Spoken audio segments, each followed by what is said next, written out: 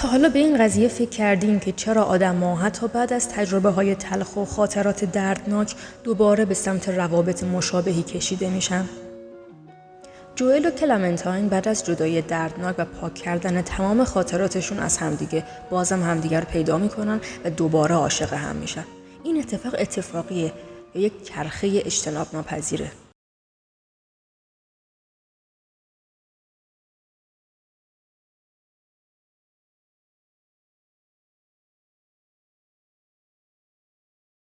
سلام به همه علاقه‌مندان به فیلم‌های خاص و فلسفی. امروز می‌خوایم غرق بشیم تو دنیای پیچیده و احساسی فیلم ابدیت ذهن پاک و یکی از تئوری‌های اصلیش رو هم می‌خوایم بررسی بکنیم، تئوری چرخه عشق و فراموشی. توی این ویدیو می‌خوایم به یک سری سوالایی جواب بدیم. به عنوان مثال چرا پاک کردن خاطرات مشکلات رو حل نمی‌کنه؟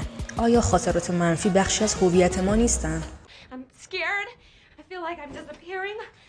My skin's coming off. I'm getting old. Nothing makes any sense to me. چطور ناخودآگاه ما رو به سمت تجربه هایی میکشونه که قبلا داشتیم حتی اگه آگاهانه نخوایم؟ آیا اون اتصال خاص بین جوئل و کلمنتاین چیزی فراتر از خاطراته؟ توی این فیلم ما چالش تکرار داریم. وقتی جوئل متوجه میشه که کلمنتاین خاطراتش رو پاک کرده، تصمیم میگیره خودش هم همین کارو بکنه. این چرخه تصمیم گیری های اشتباه چطور زندگی ما رو میتونه تحت تاثیر قرار بده؟ آیا عشق واقعی به معنی پذیرش تمام جنبه های یک آدمه، حتی اونایی که اذیتمون میکنه، یا اینکه بعد از اشتباهاتمون درس بگیریم و یک مسیر جدید شروع بکنیم؟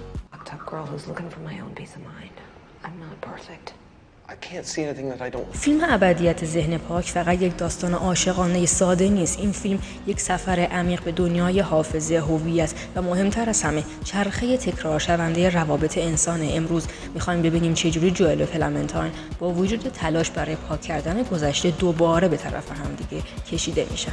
جوئل و کلمنتاین گویا گذشته‌ای با هم دیگه داشتن ولی خودشون خبر ندارن. داستان از این قرار بوده که وقتی جوئل میفهمه کلمنتاین تمام خاطراتش رو از زندگیش پاک کرده، تصمیم میگیره که ازش انتقام بگیره و خودش هم همین کارو میکنه. اما آیا این کار واقعا درد رو از بین میبره؟ خاطرات منفی فقط اطلاعات نیستن، بلکه بخشی از تجربیات ما و شکل دهنده هویت ما هستن. پاک کردنشون مثل اینه که بخشی از خودمون رو پاک بکنیم. فکر کنید یه خاطره تلخ از یک اشتباه رو پاک کردین. آیا خود اون اشتباه رو هم فراموش کردین یا فقط دردش رو فراموش کردین؟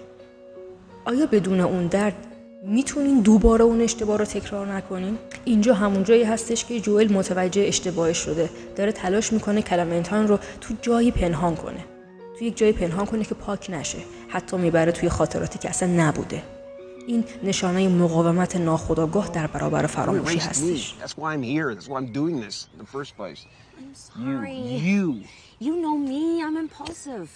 صحنه‌های یادتون بیاد که جوئل و کلمنتاین همدیگر رو تو موقعیت‌های غیر منتظره می‌بینن، مثل اولین برخوردشون توی مهمونی. تمرکزشون رو نگاه کن روی زبان و بدن و حس آشناییشون. چیزی که فیلم رو شگفت انگیز میکنه اینه که حتی بعد از پاک شدن خاطرات، اون جرقه اولیه بین جوئل و کلمنتاین دوباره زده میشه. اونا همدیگر رو نمیشناسن ولی یه حس آشنایی دارن، یه کشش عمیقی بینشون هست. اینجاست که پای چرخه عشق میاد وسط. شاید این کشش ناشی از یه اتصال عمیق‌تر روحیه یا حتی یک برنامه‌ریزی ناخودآگاهی که میگه این دو نفر با وجود تمام مشکلات بازم به هم دیگه تعلق دارن. این قضیه میتونه یک اشاره کوتاهی هم به مفاهیمی مثل جذب ناخودآگاه یا تیپ‌های شخصیتی مکمل باشه. حتی بدون خاطرات گذشته هم افراد رو میتونه به سمت هم دیگه بکشونه.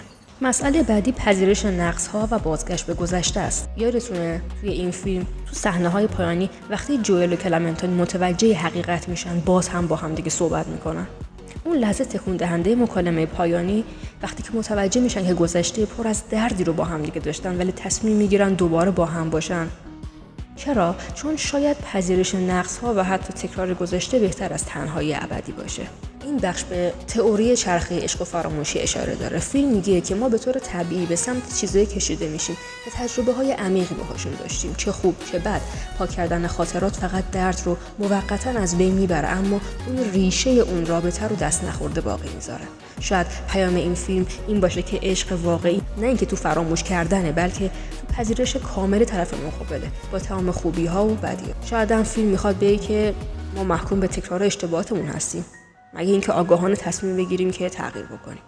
شما چی فکر میکنید؟ این تکرار نشونه عشق واقعیه یا چرخه بی پایان از درد؟ چرخه عشق معمولاً شامل مراحلیه که الان براتون بیان میکنم. جذابیت اولیه، توی این مرحله شور و هیجان زیادی وجود داره. زوجین احساس نزدیکی شدید میکنن، احساس شادی دارن و حس میکنن واسه همدیگه ایدئالن. فاز ریالیتی یا واقعیت رو داریم. با گذشت زمان این ایدئال سازی کم میشه. زوجین کم کم شروع میکنن نقاط ضعف و تفاوت‌های همدیگر رو میبینن. این مرحله میتونه با یک سری چالش‌های همراه بشه. اگه زوجین بتونن از این مرحله عبور بکنن و بهش غلبه بکنن، به مرحله تعهد میرسن. تو این مرحله عشق عمیق‌تر میشه، پایدارتر میشه و زوجین تصمیم میگیرن با وجود نقص‌ها بازم کنار همدیگه بمونن. و مرحله بعدی بازسازی و تکرار هستش. توی این مرحله زوجین تلاش میکنن تا دوباره این شور و هیجان اولیه رو برگردونن یا رابطه رو توی سطح جدید و عمیق‌تر بازسازی بکنن. این میتونه شامل تلاش آگاهانه برای ارتباط باشه، برای درک متقابل باشه و برای رشد مشترک باشه. این قضیه به یک تئوری دیگه هم اشاره میکنه، بازگشت جاودانه یا بازگشت ابدی. یکی از مفاهیم مرکزی و پیچیده توی فلسفه فریدریش نیچه.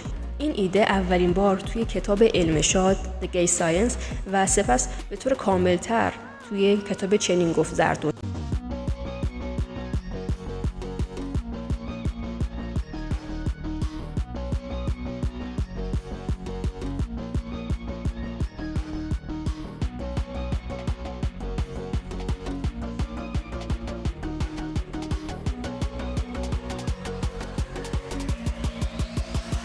مفهوم اصلی بازگشت جاودانه این هستش که زندگی فرد دقیقاً به همون شکلی که هست به همراه تمام جزئیات و تجربه ها به صورت بی نهایت بار تکرار میشه. این تکرار نه تنها شامل لحظات خوب و خوشاینده، بلکه شامل دردها هم هست، شامل رنج ها هم هست، شامل اشتباهات و ناامیدی ها هم هست. این تکرار ادامه داره. سوال اصلی نیچه این هستش که اگه یک شب یک اهریمن به سراغ تو بیاد و این خبر رو به تو بده، چه واکنشی نشون میدی؟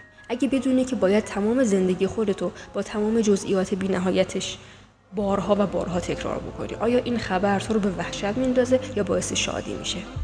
هدف نیچه از طرح این ایده این بودش که افراد رو به چالش بکشه و اونا رو وادار بکنه تا به نحوه زندگی خودشون عمیقاً فکر کنن. اگه کسی بدونه که زندگیش به صورت کامل تکرار میشه، باید سعی کنه تا هر لحظه اونو یک جوری زندگی بکنه که ارزش تکرار رو داشته باشه. بعضیا معتقدن که نیچه واقعا باور داشته که جهان به این شکل عمل میکنه و زندگی به صورت فیزیکی تکرار میشه.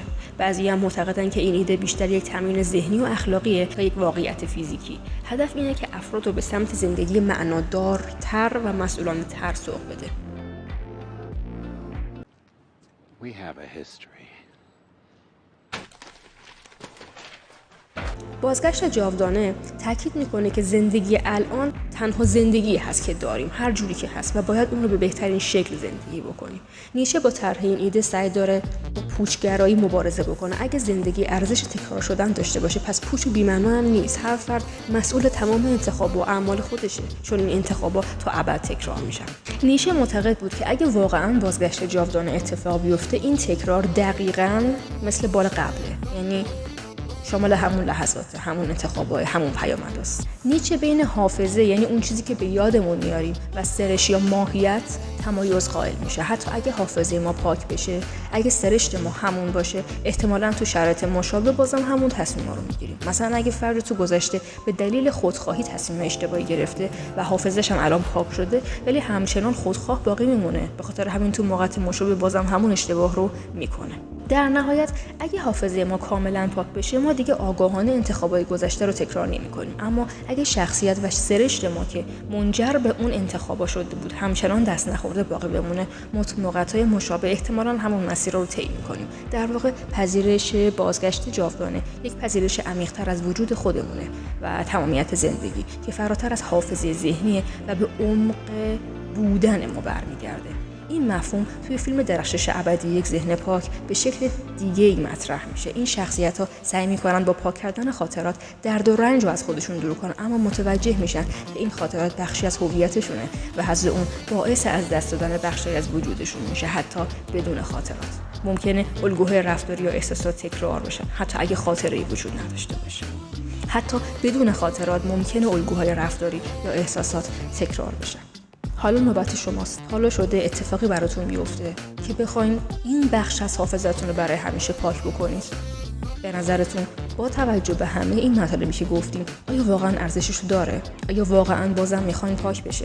با دانایی از این قضیه که ممکنه مجددا این اشتباه رو تکرار بکنید.